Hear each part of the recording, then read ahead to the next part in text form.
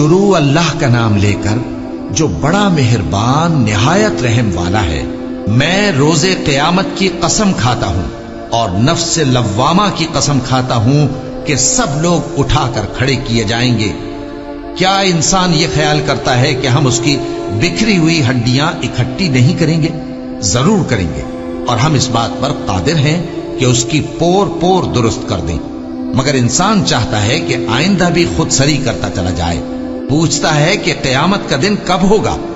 سو جب آنکھیں چندھیا جائیں اور چاند گہنا جائے اور سورج اور چاند جمع کر دیے جائیں، اس دن انسان کہے گا کہ کہاں ہے بھاگنے کی جگہ؟ کہیں نہیں، کوئی جائے پناہ نہیں۔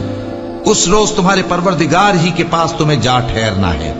اس دن انسان کو جو عمل اس نے آگے بھیجے اور جو پیچھے چھوڑے ہوں گے سب بتا دیے جائیں گے۔ بلکہ انسان آپ اپنا گواہ ہے، اگرچہ عذر و معذرت کرتا رہے۔ اور اے پیغمبر صلی اللہ علیہ وآلہ وسلم، وحی کے پڑھنے کے لیے اپنی زبان کو تیز تیز حرکت نہ دیا کرو کہ اس کو جلد سیکھ لو۔ اس کا جمع کرنا اور پڑھانا ہمارے ذمے ہے۔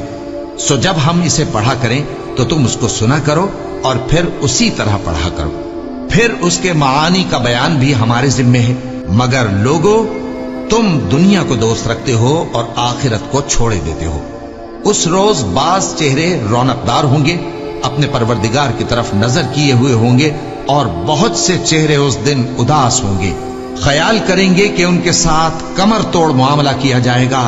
ہاں، جب جان گلے تک پہنچ جائے اور لوگ کہنے لگیں اس وقت کون جھاڑ پھونک کرنے والا ہے، اور اس جاں بلب نے سمجھا کہ اب جدائی کا وقت ہے اور پنڈلی سے پنڈلی لپٹ جائے، اس دن تجھ کو اپنے پروردگار کی طرف کھینچے چلے چلنا ہے۔ پھر ایسے مغرور نے نہ تو پیغمبر صلی اللہ علیہ وآلہ وسلم کو سچا جانا اور نہ نماز پڑھی، لیکن جھٹلایا اور منہ پھیر لیا، پھر اپنے گھر والوں کے پاس اکڑتا ہوا چل دیا۔ خرابی ہے تیری، خرابی پر خرابی ہے، پھر خرابی ہے تیری، خرابی پر خرابی ہے۔ کیا انسان یہ خیال کرتا ہے کہ اسے یوں ہی چھوڑ دیا جائے گا؟ کیا وہ منی کا جو ٹپکائی جاتی ہے ایک قطرہ نہ تھا، پھر لوتھڑا ہوا، پھر اللہ نے اس کو بنایا، سو اس کے اعضاء کو درست کیا، پھر اس کی دو قسمیں بنائیں، مرد اور عورت۔ کیا اس کو اس بات پر قدرت نہیں کہ مردوں کو زندہ کر دے؟